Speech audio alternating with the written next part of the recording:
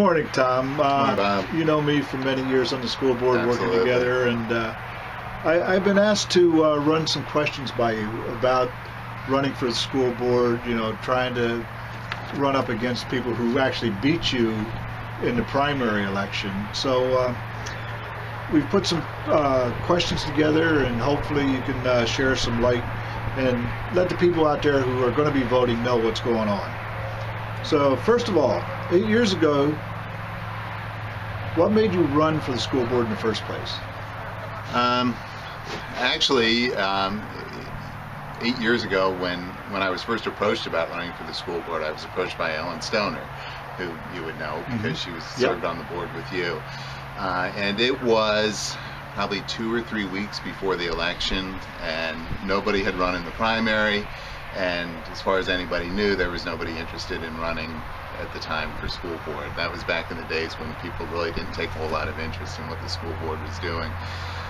So my wife and I talked about it for a while. We had 3 kids in the district.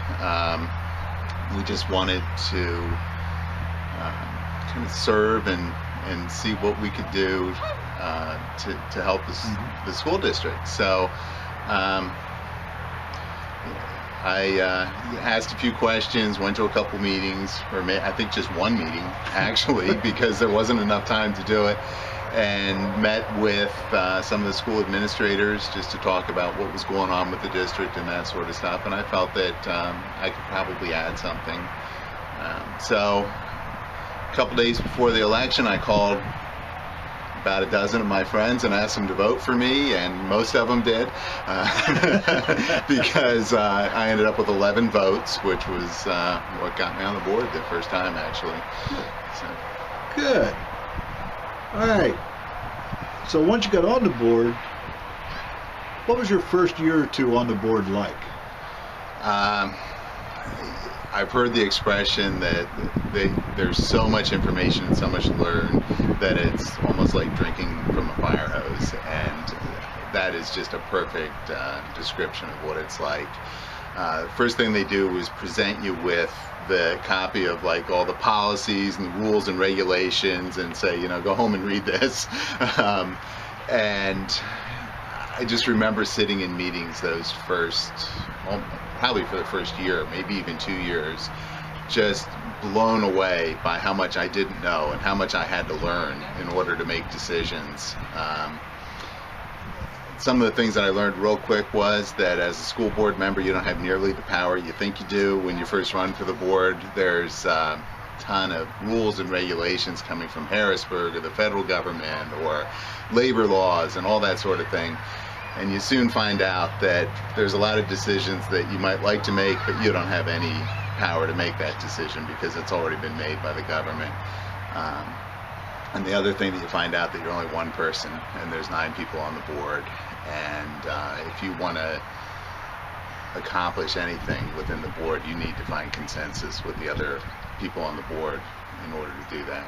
So it's a great learning experience. But it was very overwhelming at first, and I really do feel it was 2 years till I felt like I was a really effective board member and knew what I was talking about and able to contribute, you know. Good. Good. Well, obviously, your candidacy for re-election sparked a lot of interest. You had the front page, top of the fold. How much of your desire to run again is based on ego? I think it was based on ego. I probably wouldn't run. My desire to run again really came from talking to a lot of members of the community who had some real concerns about the future of the school district with the current slate of candidates. As you know, the people on the ballot in this coming election, all 5 of them, have no previous school board experience, and as far as I know, not a lot of experience in leadership within the community. It's concerning to me to think that there'd be 5 people with no school board experience, knowing how difficult it is to kind of get up to speed as a school board director. And I mean, as I listened to people from the community, I just felt it was important to provide an option. Well, let's talk a little bit about the school. How do you feel when allegations came against Superintendent Dr. Bowers, claiming that he brought CRA to Montoursville and just to build a super school?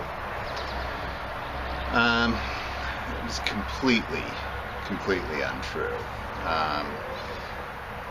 The board actually interviewed 4 architects that came to the school. We had a series of questions for each one. We spent time with each architect. We asked a lot of questions from each architect. We did our own research. I never once felt in any way that we were being led or directed in one direction or another. I mean, the architects that we interviewed were all great, well-respected architects. But after doing the interviews, it's absolutely a unanimous decision between all 9 members of the board that Crabtree Rohrbach was the best choice. It was hands down a decision from the board. It certainly wasn't brought to us by Dr. Bowers, wasn't hand-selected by Dr. Bowers. It was just another of many accusations that really weren't based on facts at all. Okay, good. Well, what do you think of Dr. Bowers as a superintendent? I think actually as a district we're very lucky to have Dr. Bowers as a superintendent. My experience on the board, I've only worked with 2 superintendents. The superintendent before him was actually, a great guy also. Again, with superintendents, we ran a number of interviews, and again with Dr. Bowers, it was a unanimous decision from the members of the board that he was by far the best choice that we have. He is an incredible leader, has a great ability to bring out the best of the people under him, and I've heard great reviews from the administration and staff on the job that he does as a superintendent. He has a great vision for this district, wants to see the best for the students in Montoursville School District, and I think he is a great person to do that job for us. Good. Good. Well, let's get back to the building a little bit. If there was anything that you could change about the building process, what would that be? That's a good question. It's something I've thought about a lot.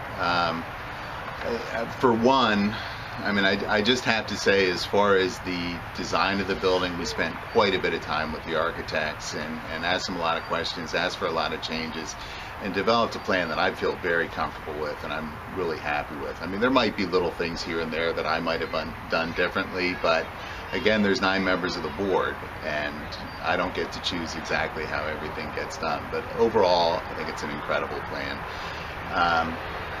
As far as the process goes, I felt that we did a good job of making sure that it was advertised in the newspaper, that articles were written in the newspaper. We had lots of public meetings, mailings, radio spots, all things like that to get the message out. And as I walked around town and met people, almost everybody I talked to was aware of the project. We would have discussions about it. I got very positive responses from that. So, now, at this point, we're being criticized that we didn't get the word out enough. I don't know what we could have done differently, to be honest with that, to get the word out more. I think if there's anything, though, that we would have done different is that when we started getting kind of negative comments and accusations and all that sort of stuff, I think we should have probably defended ourselves quicker and sooner. There were a lot of allegations being made and accusations being made early on that were so outrageous that I felt they should have been ignored, and that people would understand that. And I didn't realize at the time how much that would kind of carry through and people would start believing that sort of stuff. So I wish we would have dealt with some of those allegations a lot sooner than we did. Okay. Why didn't you do maintenance? Is the allegation that you purposely neglected maintenance true? No. Probably the biggest issue with the high school today started with the last renovation over 20 years ago. And unfortunately, due to problems with design, problems with decisions that were made at that time, and problems with the contractor at the time, when that renovation was completed, it pretty much needed redone. So the day that renovation was finished, it needed a renovation because it was done so poorly that almost everything that was done needed repaired. So we've really struggled with maintenance of the high school from that point on because it was just such a bad product to begin with. A lot of money's been put into that school in renovation, repair. I think that Mike Lander and his team have done an incredible job with a very challenging building. And we've obviously spent a lot of money, and we've got to watch our budget and that sort of thing. So we couldn't just go in, we wouldn't have had the budget to go in and redo everything right away. So at this point, here we are 20 years later, and we had estimates of our architects of $22 million to basically just repair the high school. That's a lot of repair, you know, and it just, I don't think it would have been possible to do all that over the years. So now in the last couple of years, I mean, I will say that in the last couple of years, as we've been talking about this building project, as repair and renovation projects came up, we would look at them and say, okay, is that something that needs to be done right now for safety, or is it something that maybe we can defer for a couple of years until we've made a decision on what we're doing with the high school? I think that was the most responsible thing to do. Do you think the budget process had anything to do with that? Budget process has anything to do with everything. I mean, if you had an unlimited sources of money, there's so much you could do, and that high school would be beautiful at all times. But that's never the case. You always have to make choices between whether you're going to spend money on maintaining the high school, maintaining the other schools, paying for staffing, programs, all that sort of stuff. There's so much involved with the budget. You have to make choices based on what's the smartest thing to do at the time. Good. Okay, what concerns do you have for those that claim they can't afford the tax increase? Well, probably my biggest concern for those that claim they can't afford the tax increase would be, do they really understand what the tax increase is? There's been so much information out there coming from a variety of sources with just crazy numbers out there about how high the tax increases was. I saw something once where somebody was saying that taxes were going to go up $4,000 per property, which is just outrageous. Yeah. But you know, if somebody told me my taxes were going up $4,000 for my property, I'd be concerned too about whether I can afford these tax increases, but that's absolutely not the case. For a typical home in the Montoursville area, the taxes are going to go up $4 a month. And my hope would be that as people are concerned about that they could kind of look at their budget and see where they can find another $4 a month and be able to handle things that way. So I think it's more a matter of just giving them the correct information, and hopefully that's going to ease their concerns a bit. Good. Well, when we're done here, I'm going to be going down Montoursville as a football scrimmage on the new football field today, and I got to tell you, I drove by a couple of times and it looks awesome. Isn't that a beautiful field? It looks awesome. But why would you go ahead with that project on the turf when people are saying they can't afford it? Why is it needed? You know, the turf is a subject that has come up every year that I've been on the board, and I have to admit, for many years, whenever the subject would come up, my response would be, we don't need turf, we can keep a grass field. And there were some disagreements on the board for many years on that one. It's interesting though, now that we've determined that we have to have turf because the configuration of the building, we're losing a practice field, it really isn't an option to keep it as a grass field because it would be destroyed with all the use it would get.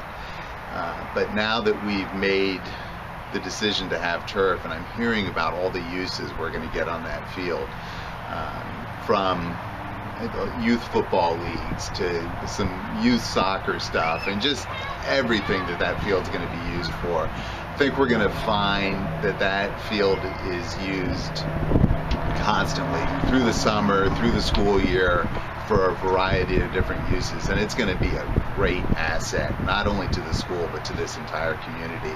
So as I'm starting to hear all that stuff, I'm thinking, now that I truly understand the uses for turf, I think it's going to be a great thing.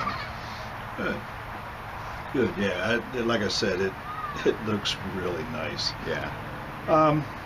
Why do you think people claim Montoursville is a sports school? Do you agree with the stereotype? I don't know if I'd call it a stereotype, but I absolutely agree that Montoursville is a sports school. And I think part of the reason Montoursville is a sports school is that we have a community that loves to kind of get behind the kids and support the kids, and that's the most public thing that our kids do, and they're good at it. I mean, we have some great athletes in Montoursville, we have some great teams and coaches, and the community gets out and supports that because that's what they can see. So absolutely, Montoursville is a sports school, and I think that's a wonderful thing. But I also just have to point out that Montoursville is not only a sports school. Montoursville excels in so many areas. We've got great arts programs.